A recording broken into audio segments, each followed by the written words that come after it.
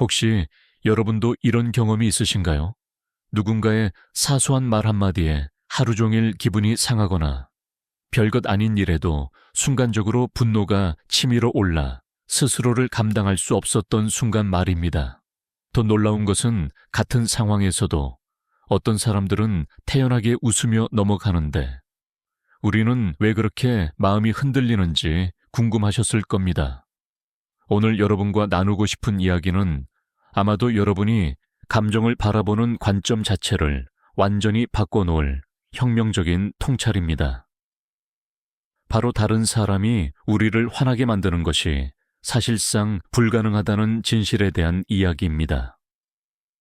대부분의 사람들은 자신이 화가 나는 이유를 외부에서 찾습니다. 저 사람이 무례했기 때문에, 상황이 불공평했기 때문에, 세상이 나를 힘들게 하기 때문에 화가 난다고 생각합니다. 하지만 만약 제가 여러분에게 화가 나는 진짜 이유는 언제나 우리 내면에 있다고 말한다면 어떨까요? 심층 심리학이 밝혀낸 가장 놀라운 발견 중 하나는 바로 이것입니다. 우리 마음 깊은 곳에는 우리가 인정하고 싶지 않은 어둠의 영역이 존재하며 이것이 우리의 모든 감정적 반응을 지배한다는 사실입니다. 이 어둠의 영역을 그림자라고 부르는데 오늘 이 시간을 통해 여러분은 그림자가 무엇인지 그리고 그것을 어떻게 통합해서 진정한 감정적 자유를 얻을 수 있는지를 배우게 될 것입니다. 우리가 일상에서 경험하는 강한 감정적 반응들을 자세히 들여다보면 매우 흥미로운 패턴을 발견할 수 있습니다. 같은 말을 들어도 누군가는 전혀 개의치 않는 반면 다른 누군가는 깊이 상처를 받습니다. 같은 상황에서도 어떤 사람은 침착하게 대응하지만 다른 사람은 격렬하게 반응합니다. 이 차이는 어디서 오는 걸까요? 심층 심리학의 관점에서 보면 우리의 감정적 반응은 현재 일어나고 있는 상황 자체보다는 우리 내면에 축적된 과거의 경험과 억압된 감정들에 훨씬 더 큰 영향을 받습니다. 분석 심리학의 창시자는 인간의 무의식 속에는 우리가 인정하기 싫어하는 모든 것들이 그림자라는 형태로 존재한다고 설명했습니다. 이 그림자는 우리가 어릴 때부터 부끄러워하거나 숨기고 싶었던 모든 감정, 욕구, 성격적 특성들로 이루어져 있습니다. 우리는 착한 사람이 되어야 한다는 교육을 받으며 자라면서 분노, 질투, 이기심, 공격성 같은 감정들을 억압하고 감춰왔습니다. 하지만 이렇게 억압된 감정들이 사라지는 것은 아닙니다. 오히려 무의식 깊은 곳에서 더 강력한 힘을 발휘하며 우리도 모르게 우리의 반응을 좌우하게 됩니다. 가장 놀라운 사실은 우리가 다른 사람에게서 가장 참을 수 없어 하는 특성들이 바로 우리 자신이 억압해온 그림자의 모습이라는 점입니다. 예를 들어 누군가의 이기적인 모습에 유독 화가 난다면 그것은 우리 자신 안에 있는 억압된 이기심이 자극받았기 때문일 가능성이 큽니다. 누군가의 거만한 태도가 견딜 수 없이 불쾌하다면 우리 자신 안에도 인정받고 싶어 하는 은밀한 욕구가 있을 수 있습니다. 이것을 심리학에서는 투사라고 부릅니다. 투사란 자신이 받아들이기 어려운 내면의 특성들을 다른 사람에게 비추어 보는 심리적 메커니즘입니다. 마치 영화 프로젝터가 필름의 이미지를 스크린에 투사하듯이 우리는 자신의 그림자를 다른 사람이라는 스크린에 투사하고 그것을 비난함으로써 자신의 완전함을 유지하려고 합니다. 하지만 이 메커니즘을 이해하게 되면 놀라운 일이 일어납니다. 다른 사람의 행동에 대한 우리의 감정적 반응이 사실은 우리 자신에 대한 소중한 정보라는 것을 깨닫게 됩니다. 누군가에게 화가 날 때마다 그것은 우리가 아직 통합하지 못한 자신의 일부분을 발견할 기회가 되는 것입니다. 이런 관점에서 보면 우리를 화나게 하는 모든 사람들은 사실 우리의 스승이 됩니다. 그들은 우리가 보지 못했던 자신의 모습을 보여주는 거울 역할을 하는 것입니다. 이것이 바로 감정적 자유로 가는 첫 번째 열쇠입니다. 우리의 감정적 반응을 외부의 탓으로 돌리는 대신 그것을 자기 이해의 도구로 활용하는 것입니다. 한국 사회에서 자라난 우리들은 특히 체면과 관련된 감정적 반응에 민감합니다. 누군가 앞에서 창피를 당하거나 무시당했다고 느낄 때 경험하는 분노나 수치심은 단순히 그 순간의 경험만이 아닙니다. 그 아래에는 우리 문화 속에서 형성된 집단적 상처와 개인적 경험이 복합적으로 얽혀 있습니다. 어릴 때부터 다른 사람들 앞에서 잘 보여야 한다는 압박을 받으며 자란 많은 사람들에게 체면이 손상되는 상황은 존재 자체에 대한 위협으로 느껴질 수 있습니다. 하지만 이런 자동적 반응에서 벗어나는 것이 가능합니다. 첫 번째 단계는 바로 자각입니다.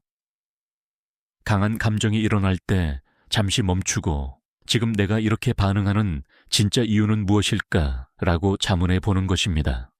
상대방의 말이나 행동 자체보다는 그것이 내 안에 어떤 부분을 건드렸는지를 살펴보는 것입니다. 이런 내적 탐구를 통해 우리는 점차 자신의 감정적 취약점들을 파악할 수 있게 됩니다.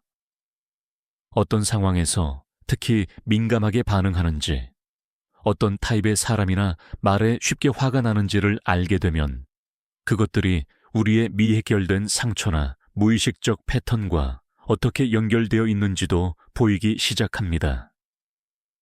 예를 들어 권위적인 사람에게 유독 반발심을 느끼는 사람이 있다면 그 뒤에는 어린 시절 억압적인 교육을 받았던 경험이나 자율성을 존중받지 못했던 상처가 있을 수 있습니다. 또는 다른 사람의 성공을 소화하기 어려워하는 사람의 경우 자신의 가치를 상대적 비교를 통해서만 확인하려는 습관이나 깊은 열등감이 그 원인일 수 있습니다. 이렇게 자신의 반응 패턴을 이해하게 되면 그 다음 단계는 그 패턴을 변화시키는 것입니다. 하지만 여기서 중요한 것은 감정 자체를 억압하거나 없애려고 하는 것이 아니라 그 감정이 전하는 메시지를 이해하고 건설적으로 활용하는 방법을 배우는 것입니다. 분노를 예로 들어보겠습니다. 많은 사람들이 분노를 나쁜 감정으로 여기며 억압하려고 합니다. 특히 여성들의 경우 분노를 표현하는 것이 사회적으로 용납되지 않는다는 메시지를 받으며 자라는 경우가 많습니다. 하지만 분노는 그 자체로 중요한 정보를 담고 있는 감정입니다.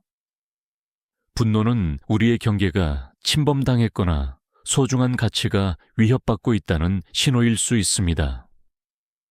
또는 오랫동안 참아왔던 불만이나 좌절이 표면으로 드러나는 것일 수도 있습니다. 분노라는 감정을 온전히 느끼고 그 메시지를 이해할 때 우리는 그것을 건설적인 행동으로 전환할 수 있습니다.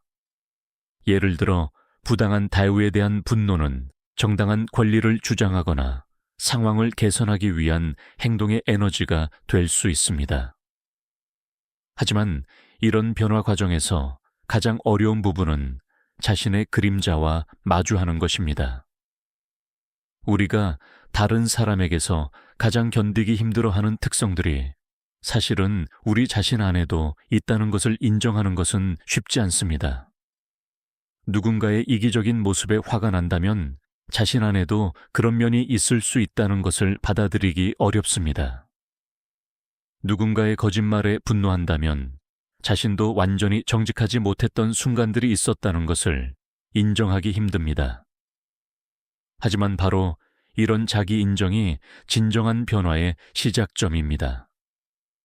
심층 심리학에서는 우리가 자신의 그림자를 의식화하고 통합할 때만 진정한 개성화가 가능하다고 말합니다. 그림자는 단순히 나쁜 것들의 집합이 아니라 우리의 완전성을 위해 반드시 필요한 부분들입니다. 예를 들어 억압된 공격성은 적절히 통합되었을 때 자기 주장과 보호의 힘이 됩니다. 억압된 이기심은 건강한 자기 사랑과 경계 설정의 능력이 됩니다. 이런 통합 과정을 거치면서 우리는 점차 다른 사람의 행동에 대해 다르게 반응하기 시작합니다. 누군가가 이기적으로 행동할 때 분노보다는 이해와 연민을 느낄 수 있게 됩니다. 왜냐하면 우리 자신도 때로는 이기적일 수 있다는 것을 인정했기 때문입니다. 누군가가 약함을 보일 때 경멸보다는 공감을 느낄 수 있게 됩니다. 우리 자신의 취약함을 받아들였기 때문입니다. 이것이 바로 진정한 감정적 성숙의 모습입니다. 자신의 모든 면을 받아들인 사람은 다른 사람의 불완전함도 자연스럽게 받아들일 수 있게 됩니다. 완벽해야 한다는 강박에서 벗어난 사람은 다른 사람에게도 완벽함을 요구하지 않습니다. 자신의 상처를 치유한 사람은 다른 사람의 상처도 이해할 수 있게 됩니다. 그렇다면 구체적으로 어떤 방법들을 통해 이런 내적 변화를 이룰 수 있을까요? 먼저 일상에서 실천할 수 있는 몇 가지 방법들을 살펴보겠습니다. 첫째는 감정 일기 쓰기입니다. 하루 동안 경험한 강한 감정적 반응들을 기록하고 그 원인을 외부가 아닌 내부에서 찾아보는 연습을 하는 것입니다.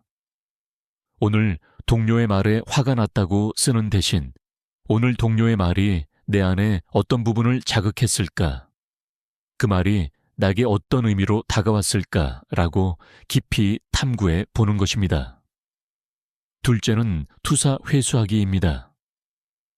다른 사람에게서 견디기 힘든 특성을 발견했을 때 저 사람 안에서 내가 보는 것이 혹시 내 안에도 있는 것은 아닐까라고 자문해 보는 것입니다. 처음에는 저항감이 들 수 있지만 이런 질문을 통해 자신의 그림자와 만날 수 있습니다. 셋째는 감정의 메시지 듣기입니다. 강한 감정이 일어날 때 그것을 즉시 해소하려고 하지 말고 잠시 그 감정과 함께 머물러 보는 것입니다. 이 분노가 내게 무엇을 말하려고 하는가? 이 슬픔이 내가 놓치고 있는 무엇을 알려주려고 하는가? 라고 질문해 보는 것입니다. 넷째는 내적 대화하기입니다. 자신의 다양한 내적 목소리들과 대화를 나누어 보는 것입니다. 화가 난 부분, 두려워하는 부분, 상처받은 부분들과 각각 대화를 나누면서 그들의 메시지를 들어보는 것입니다. 이런 과정을 통해 내적 갈등을 해결하고 통합을 이룰 수 있습니다. 다섯째는 몸의 감각을 주의 깊게 관찰하기입니다. 감정은 항상 몸의 감각을 동반합니다. 분노할 때는 가슴이 답답해지고 두려울 때는 배가 긴장됩니다. 이런 몸의 신호들을 주의 깊게 관찰하면서 감정의 변화를 추적해 보는 것입니다. 이런 방법들을 꾸준히 실천하다 보면 점차 자신의 감정적 패턴을 파악할 수 있게 됩니다. 어떤 상황에서 어떤 버튼이 눌리는지, 그 버튼이 과거에 어떤 경험과 연결되어 있는지를 알게 되면 그것들을 의식적으로 다룰 수 있게 됩니다. 하지만 여기서 중요한 것은 이런 과정이 하루아침에 이루어지지 않는다는 점입니다. 오랫동안 형성된 감정적 패턴을 바꾸는 것은 시간과 인내가 필요합니다. 때로는 같은 실수를 반복하기도 하고, 때로는 예전보다 더 혼란스러워질 수도 있습니다. 이런 것들은 모두 성장 과정의 자연스러운 부분입니다. 개성화 과정은 나선형의 여정에 비유할 수 있습니다. 우리는 같은 문제를 여러 번 만나지만 매번 조금 더 높은 차원에서 만나게 됩니다. 과거에는 단순히 화를 냈던 상황에서 이제는 화가 나는 이유를 탐구하게 됩니다. 다음 단계에서는 그 화 속에 숨겨진 더 깊은 욕구나 가치를 발견하게 됩니다. 이런 식으로 점진적으로 깊어지고 확장되는 것이 진정한 성장의 모습입니다. 특히 한국 사회에서 자라난 우리들에게는 몇 가지 특별한 도전이 있습니다. 집단주의 문화 속에서 개성화를 추구하는 것, 조화를 중시하는 문화에서 자신의 진정한 감정을 표현하는 것, 권위를 존중하는 문화에서 자신만의 가치관을 세우는 것 등이 그것입니다. 하지만 이런 문화적 배경도 장점이 있습니다. 관계를 중시하는 문화는 타인에 대한 공감 능력을 기를 수 있게 해주고, 조화를 추구하는 전통은 내적 균형을 잡는 데 도움이 될 수 있습니다. 중요한 것은 문화적 가치들을 맹목적으로 따르는 것이 아니라 그것들을 자신만의 방식으로 재해석하고 통합하는 것입니다. 예를 들어 효도라는 가치를 생각해 보겠습니다. 전통적인 효도는 때로 자신의 욕구를 완전히 억압하고 부모의 기대에만 맞추는 것으로 이해되기도 합니다. 하지만 진정한 효도는 자신을 온전히 사랑하고 존중할 때 가능합니다. 자신을 잘 돌보지 못하는 사람이 다른 사람을 진정으로 돌볼 수는 없기 때문입니다. 따라서 자기 자신을 이해하고 치유하는 것 자체가 가장 근본적인 효도가 될 수 있습니다. 또 다른 예로 정의라는 개념을 살펴보겠습니다. 한국인들이 소중히 여기는 정은 깊은 유대감과 따뜻함을 의미합니다. 하지만 때로는 이 정이 건강하지 못한 의존이나 경계의 부재로 이어지기도 합니다. 진정한 정은 서로의 독립성과 개성을 존중하면서도 깊이 연결되는 것입니다. 자신의 감정적 독립성을 확립한 사람일수록 더 진정한 정을 나눌 수 있습니다. 이처럼 우리의 문화적 가치들도 새로운 관점에서 재해석할 때 개성화의 여정에 도움이 될 수 있습니다. 중요한 것은 전통을 무조건 거부하거나 맹목적으로 따르는 것이 아니라 그 본질적 의미를 파악하고 현재의 삶에 맞게 창조적으로 적용하는 것입니다. 감정적 자유를 향한 여정에서 우리가 마주하게 되는 또 다른 중요한 주제는 용서입니다. 많은 사람들이 용서를 다른 사람을 위해 하는 것으로 이해하지만 실제로 용서는 무엇보다 자기 자신을 위한 것입니다. 원망과 분노를 오래 간직하는 것은 독을 마시고 상대방이 죽기를 바라는 것과 같습니다. 그 독은 결국 자신을 해칠 뿐입니다. 하지만 진정한 용서는 단순히 이제 괜찮다고 말하는 것이 아닙니다. 진정한 용서는 자신의 상처를 온전히 느끼고 그 상처가 자신에게 어떤 의미였는지를 이해한 후에 가능합니다. 상처를 부정하거나 최소화하면서 하는 용서는 진정한 치유로 이어지지 않습니다. 용서의 과정에서 가장 중요한 것은 상대방을 바꾸려고 하지 않는 것입니다. 우리는 다른 사람을 통제할 수 없습니다. 우리가 할 수 있는 것은 그 경험을 통해 자신이 어떻게 성장할 것인가를 선택하는 것뿐입니다.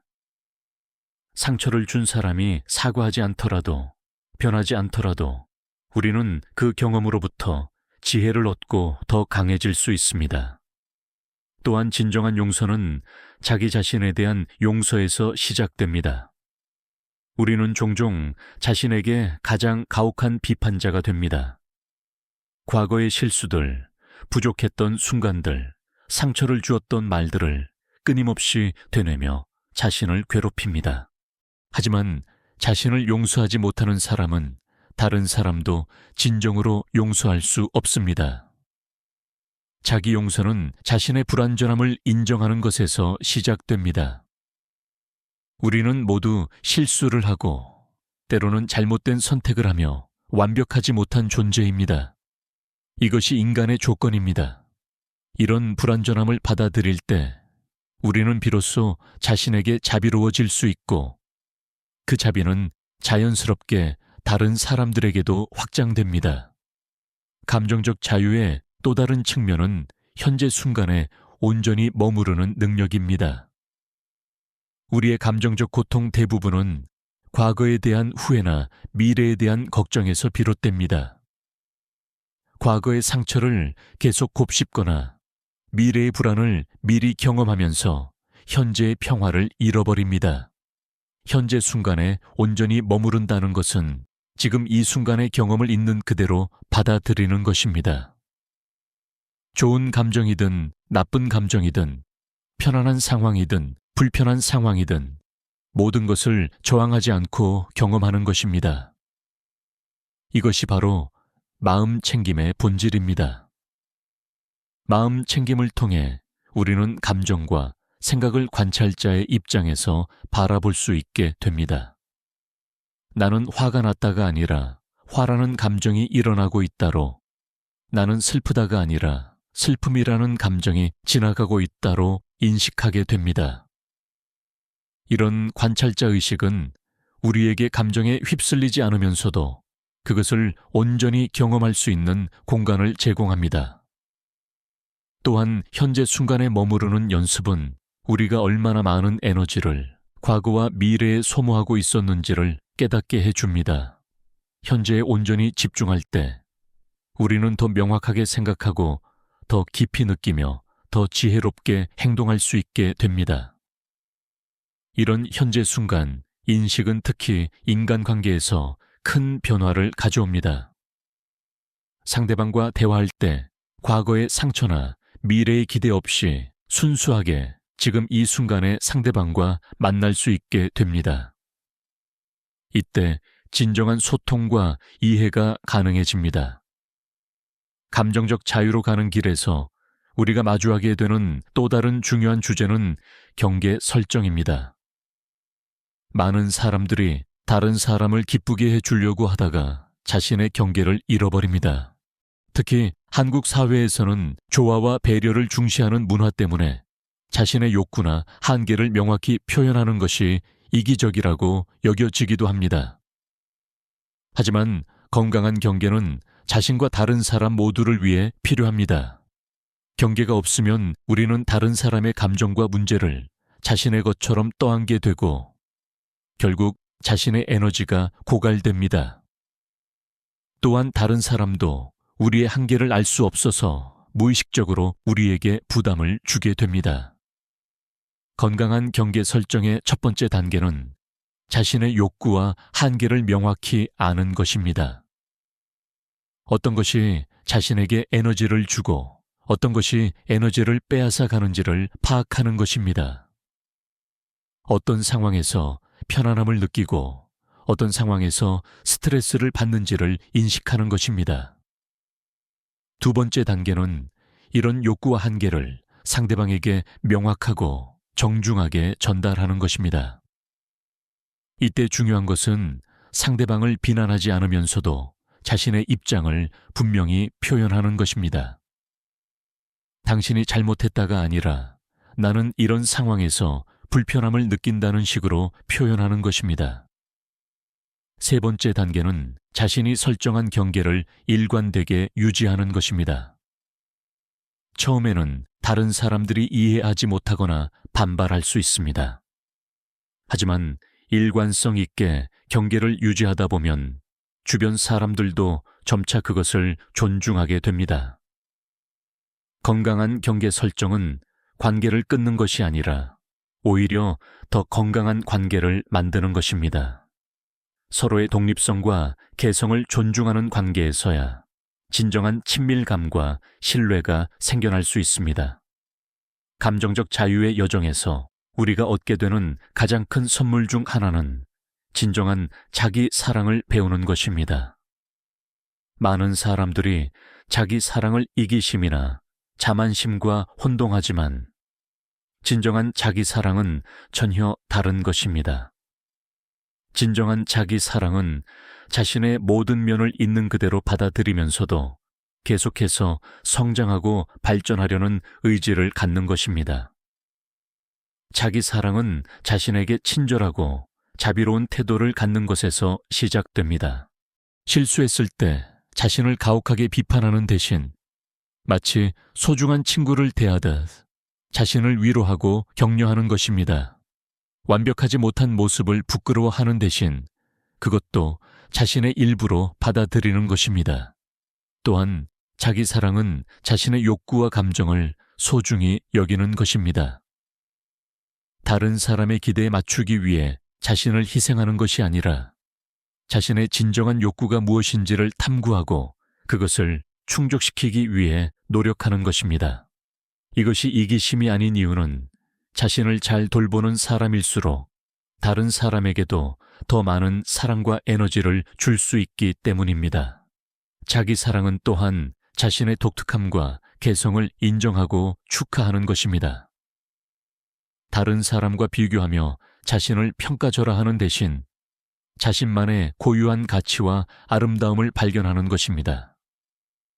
우리는 모두 서로 다른 재능과 특성을 가지고 태어났으며 그 차이야말로 세상을 풍요롭게 만드는 요소입니다. 이런 자기 사랑을 바탕으로 할 때 우리는 다른 사람의 인정이나 사랑에 의존하지 않고도 내적 충만감을 경험할 수 있게 됩니다. 다른 사람이 우리를 어떻게 보든 어떻게 대하든 우리의 가치와 존재 의미는 흔들리지 않습니다. 이것이 바로 진정한 감정적 독립성의 모습입니다. 하지만 자기 사랑을 배우는 과정도 쉽지 않습니다. 특히 오랫동안 자신을 비판하고 부정하며 살아온 사람들에게는 새로운 습관을 형성하는 것과 같습니다. 처음에는 어색하고 부자연스러울 수 있습니다. 때로는 자기 사랑이 이기심처럼 느껴져서 죄책감을 가질 수도 있습니다. 이런 저항감들도 자연스러운 과정의 일부입니다. 오랫동안 학습된 자기 부정의 패턴이 쉽게 바뀔 수는 없기 때문입니다. 중요한 것은 이런 저항감을 경험할 때도 자신을 비판하지 않고 인내심을 갖고 꾸준히 연습해 나가는 것입니다. 자기 사랑을 실천하는 구체적인 방법들도 있습니다.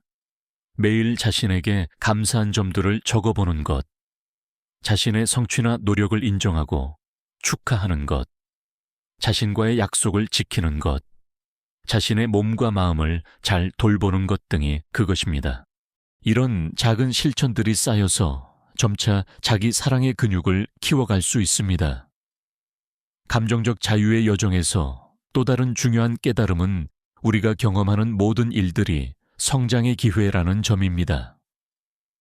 어려운 상황, 고통스러운 감정, 힘든 인간관계까지도 모두 우리를 더 깊이 이해하고 더 강하게 만들어주는 선생님들입니다.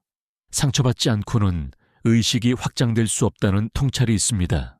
고통스러운 경험들이야말로 우리의 성장을 촉진하는 가장 강력한 촉매라는 의미입니다. 물론 고통 자체가 목적은 아닙니다.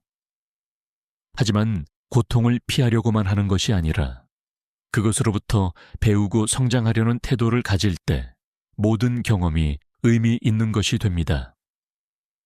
이런 관점에서 보면 우리를 화나게 하거나 상처 주는 사람들조차도 우리의 스승이 됩니다.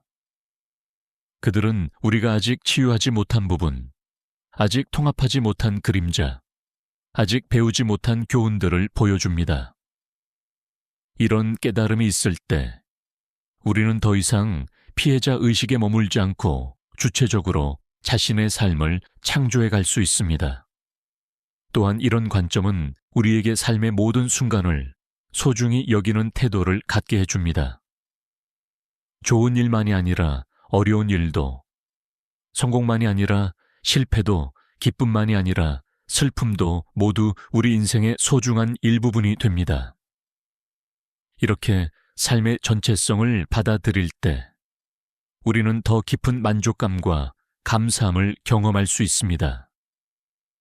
감정적 자유를 향한 여정은 또한 우리에게 진정한 연결의 의미를 가르쳐 줍니다. 자신의 감정적 독립성을 확립한 사람은 다른 사람과 더 깊고 진정한 관계를 맺을 수 있습니다. 의존이 아닌 선택으로, 필요가 아닌 사랑으로 관계를 맺을 수 있게 됩니다. 이런 관계에서는 서로를 통제하려고 하지 않습니다. 상대방이 자신의 기대에 맞게 변하기를 바라지 않습니다. 대신 서로의 성장을 지지하고 서로의 개성을 존중하며 서로의 여정을 함께 나누어 갑니다. 이것이 바로 성숙한 사랑의 모습입니다. 또한 감정적으로 자유로운 사람은 혼자 있는 시간도 편안하게 즐길 수 있습니다. 다른 사람의 관심이나 인정에 의존하지 않기 때문에 고독을 두려워하지 않습니다. 오히려 혼자 있는 시간을 자신과 깊이 만나고 내적 지혜를 기르는 소중한 기회로 여깁니다. 이런 능력은 특히 현대 사회에서 매우 중요합니다. 끊임없이 자극과 소음에 둘러싸인 현대인들에게 내적 고요함을 찾는 능력은 필수적입니다. 외부의 소음에 휩쓸리지 않고 자신의 내적 목소리를 들을 수 있는 사람만이 진정한 자기 주도적 삶을 살 수 있습니다. 감정적 자유의 여정에서 우리가 마주하게 되는 또 다른 중요한 주제는 의미 찾기입니다. 인간의 가장 근본적인 욕구 중 하나가 의미를 찾는 것이라는 통찰이 있습니다. 우리는 단순히 생존하는 것이 아니라 자신의 존재가 의미 있다고 느낄 때 진정한 만족감을 경험합니다. 의미는 외부에서 주어지는 것이 아니라 우리가 스스로 창조하는 것입니다. 같은 상황이라도 어떤 의미를 부여하느냐에 따라 전혀 다른 경험이 됩니다. 어려운 상황을 단순히 불운으로 여길 수도 있고 성장의 기회로 여길 수도 있습니다. 실패를 끝으로 볼 수도 있고 새로운 시작으로 볼 수도 있습니다. 의미를 찾는 과정에서 중요한 것은 자신만의 가치관을 정립하는 것입니다. 사회가 정해놓은 성공의 기준이나 다른 사람의 기대에 맞추는 것이 아니라 자신에게 진정으로 소중한 것이 무엇인지를 탐구하는 것입니다. 자신의 깊은 가치관을 바탕으로 삶의 방향을 정할 때 우리는 외부의 변화에 흔들리지 않는 내적 안정감을 얻을 수 있습니다. 또한 의미 있는 삶은 자신만을 위한 것이 아닙니다. 자신의 성장과 치유가 다른 사람들에게도 도움이 되고 세상에도 긍정적인 영향을 미친다는 것을 깨달을 때 우리의 개인적 여정은 더 큰 의미를 갖게 됩니다. 자신을 치유한 사람은 다른 사람들의 치유도 도울 수 있습니다. 자신의 감정적 자유를 얻은 사람은 다른 사람들에게도 그 가능성을 보여줄 수 있습니다.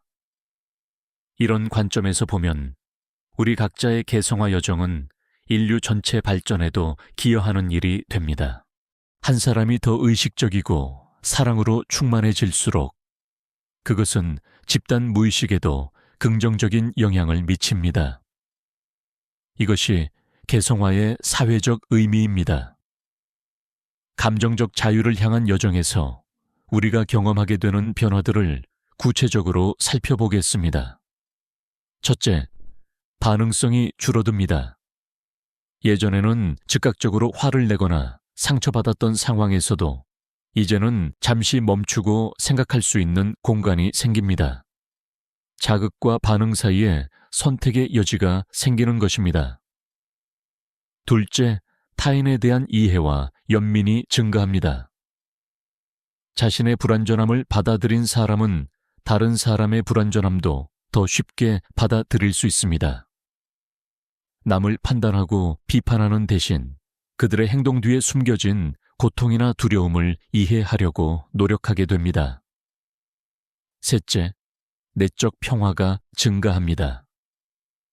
외부 상황이 어떻게 변하든 내면에는 흔들리지 않는 고요함의 중심이 자리 잡게 됩니다. 이것은 무감각해지는 것이 아니라 오히려 더 깊이 느끼면서도 그것에 압도되지 않는 능력입니다. 넷째, 진정성이 증가합니다. 다른 사람의 기대에 맞추기 위해 가면을 쓰고 사는 것이 아니라 자신의 진정한 모습을 표현하며 살게 됩니다. 이것은 때로 다른 사람들의 불편함을 야기할 수 있지만 장기적으로는 더 건강하고 만족스러운 관계들로 이어집니다. 다섯째, 창조성이 증가합니다. 자신의 모든 면을 통합한 사람은 더 큰 창조적 에너지에 접근할 수 있게 됩니다. 억압되었던 부분들이 해방되면서 새로운 아이디어와 영감이 흘러나옵니다. 여섯째, 삶의 만족도가 증가합니다. 외부의 성취나 인정에 의존하지 않고도 내적 충만감을 경험할 수 있게 됩니다. 작은 일상의 순간들에서도 깊은 기쁨과 감사함을 느낄 수 있습니다. 일곱째, 관계의 질이 향상됩니다. 의존적이거나 갈등적인 관계들이 점차 상호 존중과 사랑에 기반한 관계들로 변화됩니다. 진정한 친밀감과 연결감을 경험할 수 있게 됩니다. 하지만 이런 변화들이 하루아침에 일어나는 것은 아닙니다. 감정적 자유를 향한 여정은 평생에 걸친 과정입니다. 때로는 진전이 있다가도 다시 예전 패턴으로 돌아가는 것처럼 느껴질 수 있습니다. 때로는 변화가 너무 느려서 좌절감을 느낄 수도 있습니다. 이런 순간들에서 중요한 것은 자신에게 인내심을 갖는 것입니다. 성장은 직선적인 과정이 아니라 나선형의 과정입니다. 겉으로는 같은 자리를 맴도는 것처럼 보여도 실제로는 조금씩 더 높은 차원으로 상승하고 있습니다. 또한 완벽을 추구하려는 욕구도 내려놓아야 합니다. 감정적 자유란 더 이상 감정을 경험하지 않는 것이 아닙니다. 오히려 모든 감정을 온전히 경험하면서도 그것에 압도되지 않는 능력입니다. 화를 내지 않는 것이 목표가 아니라 화가 날 때 그것을 의식적으로 다루는 것이 목표입니다. 이 여정에서 우리가 특별히 주의해야 할 함정들도 있습니다. 첫 번째는 영적 자만입니다. 어느 정도 성장을 경험한 후에 자신이 다른 사람들보다 더 깨어있고 의식적이라고 생각하는 함정입니다. 이런 태도는 오히려 진정한 성장을 방해하고 다른 사람들과의 진정한 연결을 어렵게 만듭니다. 진정한 지혜는 겸손함과 함께 옵니다. 두 번째 함정은 감정 회피입니다. 심리학을 배우고 명상을 하다 보면 때로는 어려운 감정들을 경험하지 않으려고 하는 유혹에 빠질 수 있습니다. 하지만 감정적 자유는 감정을 피하는 것이 아니라 그것들과 건강하게 관계 맺는 것입니다. 슬픔, 분노, 두려움 같은 감정들도 우리 삶의 소중한 부분이며 그것들로부터 배울 점들이 많습니다. 세 번째 함정은 과도한 분석입니다. 모든 감정과 반응을 분석하고 해석하려고 하다 보면 자연스러운 감정의 흐름을 방해할 수 있습니다. 때로는 단순히 느끼는 것, 경험하는 것만으로도 충분합니다. 지나친 분석은 오히려 머릿속에 갇혀서 가슴으로 살아가는 것을 방해할 수 있습니다. 우리가 일상에서 적용할 수 있는 구체적인 미세 습관들을 살펴보겠습니다. 첫째, 아침에 일어나자마자 잠깐 멈추어서 자신의 내적 상태를 확인하는 습관입니다. 오늘 아침 내 마음은 어떤 상태인가? 어떤 감정들이 있는가? 몸은 어떤 감각을 느끼고 있는가? 라고 자문해 보는 것입니다. 이런 간단한 체크인만으로도 하루를 더 의식적으로 시작할 수 있습니다. 둘째, 누군가와 대화할 때 상대방의 말에 즉시 반응하기보다는 잠깐 멈추어서 내면에서 일어나는 반응을 관찰하는 습관입니다. 지금 내 안에서 무엇이 일어나고 있는가? 어떤 감정이 촉발되었는가를 먼저 확인한 후에 응답하는 것입니다. 이런 작은 멈춤이 반응성을 줄이고 더 의식적인 소통을 가능하게 합니다. 셋째, 하루에 한 번은 감사일기를 쓰되 어려웠던 경험에 대해서도 그것이 자신에게 가져다 준 배움이나 성장을 찾아보는 습관입니다. 오늘 힘들었던 일이 내게 무엇을 가르쳐 주었는가? 이 경험을 통해 내가 어떻게 성장할 수 있을까라고 질문해 보는 것입니다. 넷째, 잠들기 전에 하루 동안 경험한 강한 감정들을 되돌아보며 그 감정들이 자신에게 전하려고 했던 메시지를 탐구하는 습관입니다. 감정을 잘못된 것으로 판단하지 말고 소중한 정보원으로 여기는 연습을 하는 것입니다. 다섯째, 일주일에 한 번은 자신만의 시간을 가져서 깊은 성찰을 하는 습관입니다. 자연 속에서 산책하거나 조용한 공간에서 명상하거나 일기를 쓰면서 자신의 내면과 깊이 대화하는 시간을 갖는 것입니다. 이런 작은 습관들이 쌓여서 점차 우리의 삶의 질을 변화시킵니다. 중요한 것은 완벽하게 하려고 하지 않는 것입니다. 때로는 깜빡할 수도 있고, 때로는 귀찮아서 건너뛸 수도 있습니다. 그런 것들도 자연스러운 과정의 일부로 받아들이면서 꾸준히 다시 시작하는 것이 중요합니다. 여러분, 오늘 우리가 함께 나눈 이야기의 핵심을 다시 한번 떠올려 보겠습니다. 다른 사람이 우리를 화나게 만드는 것이 아니라 우리 안에 있는 그림자가 자극받아 반응하는 것입니다. 이것은 단순히 철학적인 개념이 아니라 우리의 삶을 완전히 변화시킬 수 있는 실질적인 통찰입니다. 누군가에게 화가 날 때마다 그것은 자신을 더 깊이 이해할 수 있는 기회입니다. 상처받았다고 느낄 때마다 그것은 아직 치유되지 않은 자신의 일부를 발견할 수 있는 순간입니다. 이런 관점의 전환이 일어날 때 우리는 더 이상 피해자가 아니라 자신의 삶의 창조자가 됩니다. 외부의 상황이나 다른 사람의 행동에 휘둘리는 대신 우리는 자신의 내면을 탐구하고 성장시킬 수 있는 주체적인 존재가 됩니다. 물론 이 여정은 쉽지 않습니다. 오랫동안 익숙해진 패턴을 바꾸는 것, 자신의 그림자와 마주하는 것, 불완전한 자신을 받아들이는 것은 모두 용기가 필요한 일입니다. 하지만 이 여정의 끝에서 기다리고 있는 것은 진정한 자유입니다. 더 이상 다른 사람의 말 한마디에 하루가 망가지지 않는 자유, 자신의 감정을 이해하고 건강하게 다룰 수 있는 자유, 모든 경험으로부터 배우고 성장할 수 있는 자유 말입니다. 여러분, 각자가 자신만의 속도로, 자신만의 방식으로 이 아름다운 여정을 걸어가시기를 진심으로 바랍니다. 때로는 넘어지더라도 다시 일어설 수 있다는 믿음을 가지시고 자신에게 인내심과 자비로움을 베풀어 주시기 바랍니다. 그리고 이 여정에서 만나는 모든 경험들, 기쁨과 슬픔, 성공과 실패, 만남과 이별이 모두 여러분을 더 완전한 존재로 만들어가는 소중한 선물이라는 것을 기억해 주시기 바랍니다.